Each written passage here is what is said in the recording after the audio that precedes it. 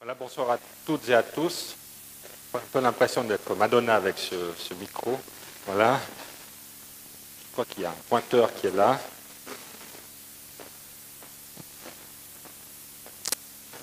On cherche toujours le pointeur pour débuter. Enfin, on va le trouver. Voilà. Donc, très heureux d'être là ce soir pour aborder un thème qui nous est cher. Du reste, avec mon collègue Philippe Glasset, qui est aussi un artisan de cette soirée, puisque vous savez que la Banque cantonale du Valais est l'un des partenaires de Business Valais. On s'est dit finalement, communication et image, de quoi nous allons parler ce soir.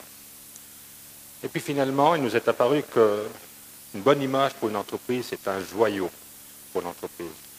Donc un joyau, c'est quelque chose d'extrêmement précieux, il faut y prendre le plus grand soin.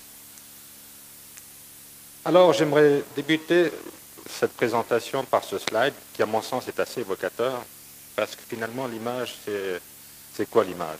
C'est la perception du public, c'est des choses rationnelles et irrationnelles, c'est finalement la perception que le public a d'une entreprise, d'une institution ou d'une collectivité.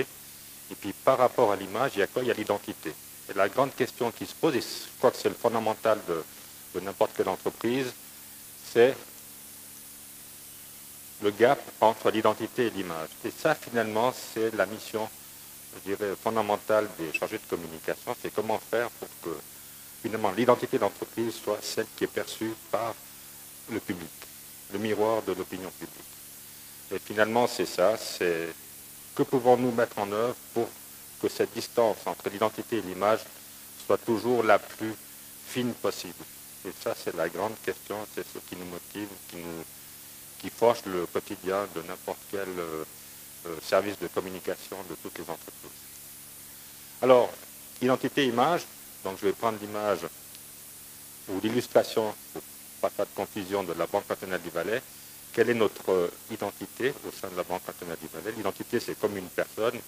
On a une fiche d'identité, on a un nom, un prénom, on a un âge. Je prends mon exemple, mon nom Panetier, mon prénom Jean-Yves, mon âge. Mais quel âge vous me donnez? Voilà. Allez, là au premier rang.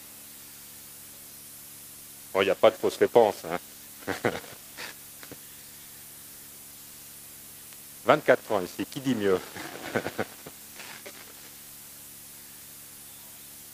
48, qui c'est qui a dit 48? Voilà. Je ne dis pas que c'est une bonne ou une mauvaise réponse, c'est 48. Une autre réponse, là, un autre essai, là? 57, voilà. Bon. Je crois qu'on va arrêter là. Donc voilà, j'ai 43 ans.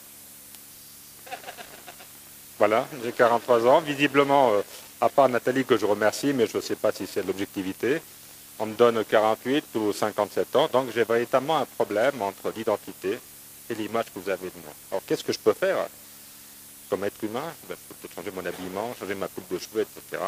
Et pour une entreprise, c'est la même chose. Finalement, c'est l'identité, est-elle perçue telle qu'on la souhaite? Bon, en fait, j'ai un peu plus, hein, je vous l'avoue quand même. Mais en tout cas, moins de 57 ans et moins de 48 ans, mais plus de 43. Voilà. Donc notre identité, c'est 4 valeurs cardinales, j'allais dire, au niveau de la Banque cantonale du Valais. C'est d'une part la proximité physique, environ 80 points de vente, proximité aussi psychologique, le fait que le pouvoir de décision se trouve en Valais, que les décisions se prennent dans les régions. Je salue du reste la présence du directeur régional de Sierre, M. Philippe Dautreux, ainsi que M. Nicolas Debon, membre de la direction générale, qui est également parmi nous ce soir. Donc proximité, pouvoir de décision en Valais, réseau physique extrêmement dense. Universalité, c'est le fait que nous sommes actifs sur tous les domaines bancaires, aussi bien pour une clientèle grand public, une clientèle entreprise, le private banking, les caisses de pension. La pérennité, le fait qu'on était là hier, qu'on est là aujourd'hui, qu'on sera là demain, le fait que notre actionnaire majoritaire, c'est l'État du Valais, qu'on a aussi des actionnaires aux porteurs qui sont au nombre de 15 000, ça assure une assise financière. Et puis l'émotion, le fait que, voilà, il y a une activité bancaire, mais on essaye de mettre de l'émotion à travers cette activité bancaire, avec des êtres humains, des hommes et des femmes qui forgent le quotidien de la Banque cantonale du Valais tous les jours. Et ça, ces 4 points cardinaux mis ensemble égale territoire de marque de la Banque cantonale du Valais. Et pour déterminer le territoire de marque, ce n'est pas une démarche intuitive, c'est quelque chose qu'on fait de manière, entre guillemets, scientifique. Ça a été fait de manière 360 degrés avec des focus group avec des clients, des non-clients, des interviews de leaders d'opinion, de patrons d'entreprise, ainsi que des interviews au niveau de l'interne. Et tout ça mis ensemble permet de dessiner l'identité de la Banque cantonale du Valais. Ça, c'est nous, c'est notre banque, c'est notre entreprise. Maintenant, comment nous sommes perçus à l'externe? Alors, l'image, c'est la perception du public, et le seul moyen de finalement connaître la perception du public, c'est d'aller interviewer le public. Donc, on fait des sondages d'opinion. Et là, je vous donne un exemple. Donc, on travaille en l'occurrence avec un institut qui s'appelle Strun. Là, vous avez, donc ça va de 1, la moins bonne note, à 10, la meilleure note. Vous avez une échelle on a fait différents points de mesure. Là, c'est 96. Ici, c'est 2008. Donc, vous voyez que sur différents items, par exemple, accueil agréable, sympathique, on a une progression quasiment de plus d'un point sur une échelle de 1 à 10. Donc, on travaille avec ces différents éléments, c'est-à-dire qu'au moment où on fait cette prise de mesure au niveau de l'opinion publique, on travaille avec des échantillons de 600-700 personnes, donc on a une marge d'erreur de 4,5-5%. On sait qu'à plus ou moins 4 ou 5%, c'est véritablement ce que la population valaisanne, âgée de 18 à 74 ans, puisque c'était l'échelle qu'on avait prise, pense de la Banque cantonale du Valais. Et ça nous permet finalement de travailler. Identité d'un côté, image, perception du public. Alors, maintenant, donc, les fondamentaux étant fixés, finalement, l'image, on ne va pas faire de l'art pour l'art, mais l'image, parce que c'est important, une bonne image, c'est essentiel. Et pour nous, et pour toutes les entreprises, et pour toutes les institutions, la qualité de l'image influence la marge des affaires. Alors, je vais être volontairement un peu caricatural. On a mis en parallèle ici l'évolution de l'image et l'évolution du bénéfice brut entre la première analyse d'image en 1996 et la dernière en 2008. Et là, vous avez le bénéfice brut que la Banque cantonale du Valais dégageait en 1996, 36,2 millions de francs, contre un bénéfice brut de 116,3 millions de francs en 2009. Vous allez me dire, c'est pas que l'image. Je vous dirai, oui, c'est pas que l'image. Mais je suis persuadé que si on avait une mauvaise image, on n'aurait peut-être pas une telle évolution. On aurait une évolution, mais peut-être moins.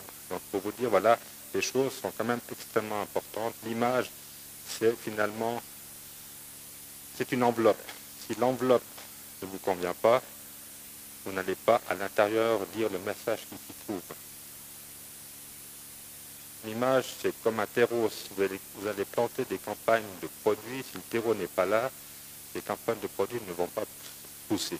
Ben, c'est exactement ça. Et si je continue, donc ici, vous avez exactement la même évolution. Et là, on a pris comme exemple l'action au porteur. On est passé de 302 francs à 578 francs, puisqu'on est une entreprise cotée à la bourse suisse. Aujourd'hui, c'était à 690 francs. Donc, c'était au 31 décembre 2009, pour vous dire qu'elle a continué à évoluer. Et aussi au niveau de l'évolution du nombre de comptes. Ici, je prends un exemple. C'était 37 674 comptes en 99 comptes privés qui sont détenus par la clientèle contre près de 60 000 à fin 2009. Donc tous ces éléments-là mis ensemble démontrent que l'image, c'est une enveloppe, c'est un cadre cadre positif dans lequel toutes les actions qui sont entreprises sont valorisées. Donc l'importance centrale de l'image est véritablement le joyau pour l'entreprise. Alors maintenant, on a vu l'identité de l'image, on a vu finalement la relation extrêmement proche entre la qualité de l'image et la marge des affaires. Maintenant, c'est comment on travaille à l'interne pour cette image. Tout ça qui est intéressant, c'est quelle méthodologie nous suivons. Pour nous, le client, l'acheteur, il a une seule image de l'entreprise. Et cette image, elle est générée par 3 éléments. Je le dis de manière un peu caricaturale, aussi bien par la communication sur l'entreprise, par les produits eux-mêmes qui sont porteurs d'image. C'est un crédit hypothécaire avec un certain taux, avec des caractéristiques, porte image de l'entreprise. Bonne image, moins bonne image, etc. Et puis la communication sur le produit, la façon avec laquelle ce produit est porté à la connaissance du client, avec laquelle ce produit est proposé au client. Ça, c'est notre processus général. Donc, on n'a rien inventé. On travaille toujours avec des processus qui sont habituels. Et vous savez que dans beaucoup d'entreprises, il y a une vérité, c'est qu'en général, on n'a jamais de déficit de concept. Il y a suffisamment de concepts. Souvent, le déficit qui est propre aux entreprises, c'est celui de l'application. Et là, je crois que en fait, la grande fierté que nous avons, c'est que là, on a appliqué au fil des années ce schéma de manière extrêmement rigoureuse. Et c'est ça qui nous permet, en tout cas, de pouvoir dire qu'aujourd'hui, on a une approche qui permet d'atteindre, en tout cas, nos objectifs. Alors, donc l'entreprise banque cantonale qui se situe dans un contexte qui est déterminé par l'évolution technologique. C'est vrai que pour n'importe quelle entreprise, les nouvelles technologies ont une influence extrêmement précise. Ça peut être au niveau des canaux de distribution pour nous, un contexte aussi légal, réglementaire, et Dieu sait si dans les banques, ce côté-là est extrêmement précis, rigoureux, et ce n'est pas les lois, les règlements qui manquent, et qu'on influence sur notre activité, l'environnement, naturellement les concurrents, et là on est sur un marché extrêmement concurrencé. Et tout ça donc, nous permet d'établir une stratégie. On intervient aussi bien sur l'institution que sur les produits. Et ensuite, on positionne la banque sur le territoire de marque en disant, voilà, la banque, cantonale du Valais, comment elle se situe, comment elle se positionne sur le marché bancaire valaisan par rapport aux autres banques qui sont actives sur le marché bancaire valaisan. Et après, on travaille sur deux éléments. Tout d'abord, l'identité institutionnelle, aussi bien au niveau de l'apparence, design, au niveau du comportement et au niveau de la communication, et puis au niveau du marketing avec les mix marketing, donc les 4 mix au niveau produit, prix, distribution, etc. Et puis la chose la plus importante, c'est quand on a fait le processus, il faut mettre sur pied des mesures de contrôle et on recommence tout le processus. Donc ça paraît, on n'a rien inventé, mais simplement la difficulté à travers ce processus, c'est qu'il soit appliqué pied de la lettre et qu'on puisse année après année le faire tourner, le faire vivre. Et c'est ça, en fait, finalement, qu'on a pu mettre sur pied au fil des années. Ensuite, 3 éléments à partir de ce processus, comment on travaille. Il y a 3 étapes. Il faut savoir d'une part, donc il faut connaître nos concurrents, il faut faire des études de marché. On a un service recherche marketing qui est études de marché, des comparaisons de produits.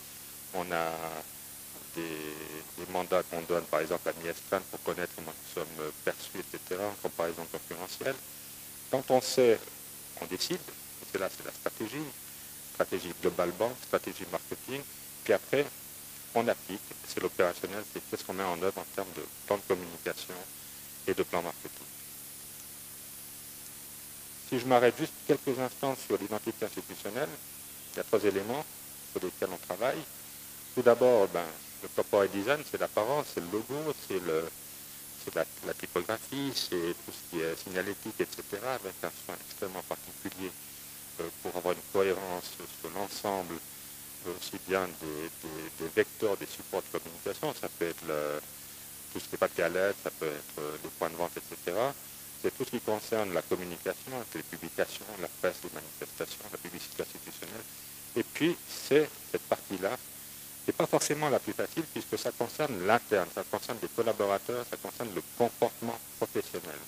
Donc, charte d'entreprise, pour que finalement, on sache où l'entreprise veut aller, vision d'entreprise, management et culture d'entreprise.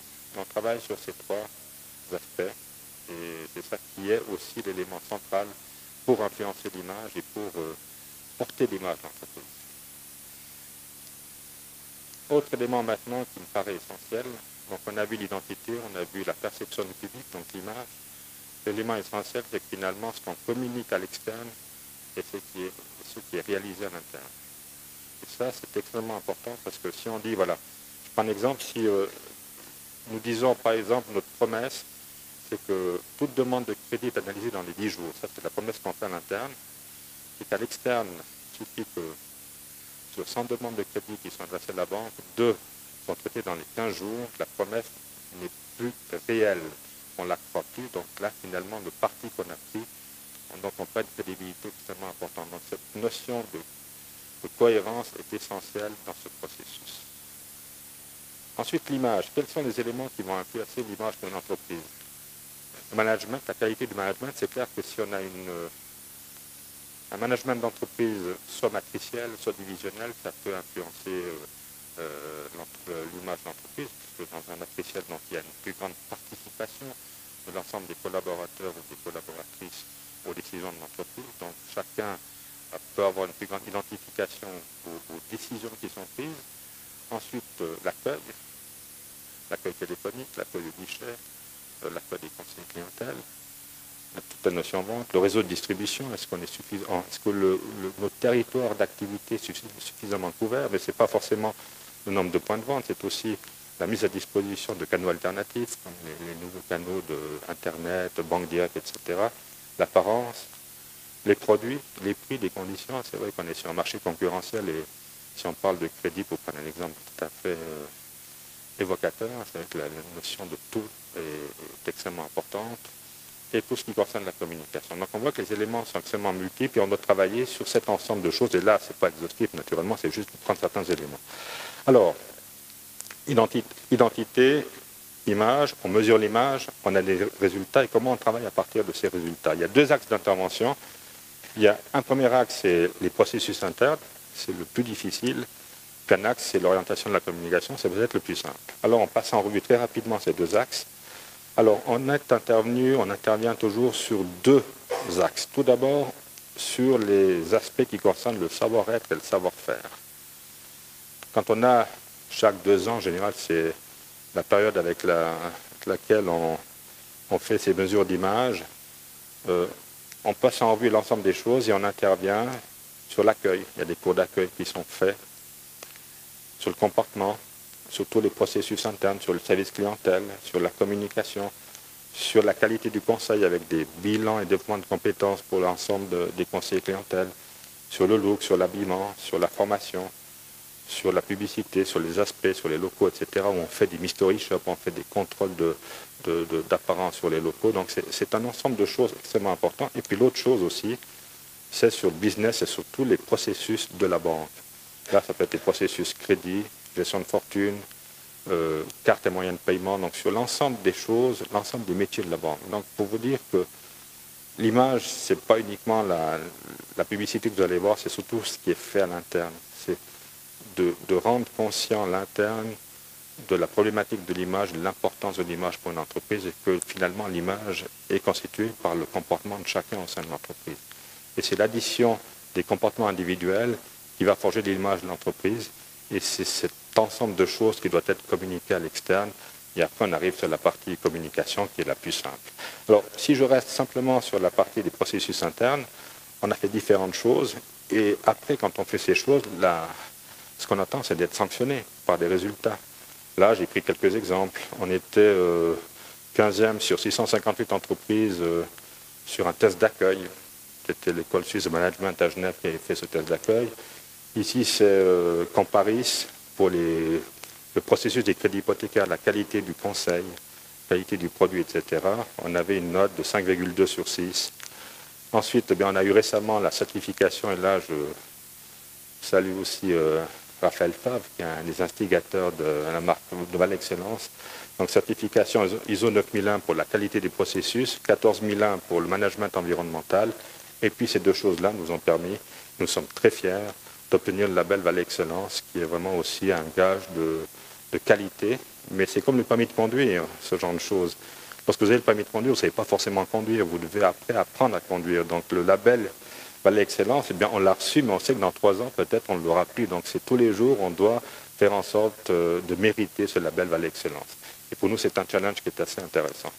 Ensuite, il y a aussi, en ce qui nous concerne, des exigences réglementaires qui nous forgent aussi ou qui nous incitent à cette notion de qualité, puisque nous sommes cotés à la Bourse suisse et ce fait-là nous oblige à respecter certaines directives, notamment de corporate governance, Donc c'est la transparence en termes de communication pour nos actionnaires, si bien que dans notre rapport annuel, nous devons communiquer de manière très claire comment l'entreprise est organisée, comment la gouvernance de l'entreprise s'effectue, et puis la publicité événementielle qui réglemente de manière précise comment nous devons communiquer les événements qui concernent l'entreprise, avec des exigences assez drastiques. Mais c'est des contingences, mais à la fois ces contingences nous apportent plus de transparence et plus de qualité dans notre activité. Voilà, ça c'était la partie processus. Et puis la dernière partie, j'allais dire c'est la plus simple, il faut quand même la faire, c'est la communication. Alors ça c'était une première campagne d'image qu'on avait faite en 96. On travaille toujours avec analyse d'image, processus de campagne de communication et après deuxième analyse d'image. Ça c'était en 96. Ensuite, on a lancé un nouveau processus de campagne en 98. On a fait un concours d'agence, on a fait un pré-test pour savoir si les éléments qui sortaient de ce concours d'agence convenaient ou correspondaient au briefing qui avait été donné sur la base d'analyse d'images. Et puis après, on a lancé la campagne, puis on a fait un post-test. C'était cette campagne ici. Pour certains, vous vous en souvenez peut-être. Donc cette campagne ici doit aussi correspondre aux valeurs de l'identité qu'on a évoquées tout à l'heure. Et puis ensuite, c'était la troisième campagne en 2004 et en 2009. Et puis cette campagne-là, qui avait passablement, je dirais, généré de commentaires, surtout à l'interne, puisqu'on nous disait, mais finalement, c'est un peu ringard, on reprend un élément qui est partie du patrimoine, c'est vrai que la vache des reins, ce n'est pas forcément quelque chose a priori qui est moderne. Mais ce qui était intéressant, c'était surtout l'idée stratégique. Donc là, c'était l'agence Rivgos à Genève qui avait gagné le concours. Et je trouvais assez intéressant de vous montrer cette idée stratégique parce que c'est une approche disruptive. Donc on partait du principe que l'identité valaisanne est toujours associée aux traditions et aux racines. L'idée, c'était de dire que l'identité valaisanne est un vecteur de modernité. Et puis pour la BCVS, la modernité, c'est de savoir s'appuyer sur ses racines, pour se projeter dans l'avenir. Et c'est vrai que cette campagne, celle-ci, voilà, aussi bien au niveau des pré-tests que des post-tests, ont complètement répondu aux attentes de la vente. Puis maintenant, c'est la campagne actuelle, où finalement on a fait évoluer cette campagne. Vous avez toujours la vache d'airain qui finalement symbolise la banque. On ne fait pas la promotion de la vache d'airain. La vache d'airain a des qualités et des valeurs qui sont celles qu'on veut mettre en évidence puisqu'elles correspondent aussi aux valeurs de la banque. Et c'est avec ça qu'on travaille. Donc voilà, dans le temps qui m'était imparti, puisque je vais monter l'exemple ce soir, j'arrive au terme. Donc simplement aussi pour terminer, ça c'est un dernier slide au niveau des mesures d'image que nous faisons régulièrement, pour vous montrer que l'ensemble des choses, et j'insiste bien, de toujours travailler sur ces deux niveaux, l'interne, réalité des prestations internes, et puis après l'externe, communication, avec une cohérence entre les deux choses. Donc c'est un processus extrêmement rigoureux et qui concerne l'ensemble de l'entreprise. Bien, tout ça nous a permis de pouvoir obtenir certains résultats qui étaient assez intéressants, puisqu'on voit que aussi bien en termes d'image moderne, sympathique, confiance, client au centre, communication aux jeunes, sur l'ensemble de ces items-là, on a pu gagner passablement de points de mesure d'un point de vue positif. Et pour terminer, voilà, j'aimerais dire que finalement, quand on fait ce genre de choses, il faut surtout avoir une grande confiance en nous, confiance en l'entreprise, et puis malgré tout, avoir aussi l'humilité à la fois pour dire que quand même ce qui compte, c'est ce que le public pense de nous. Voilà. Alors, j'ai terminé pour cette introduction.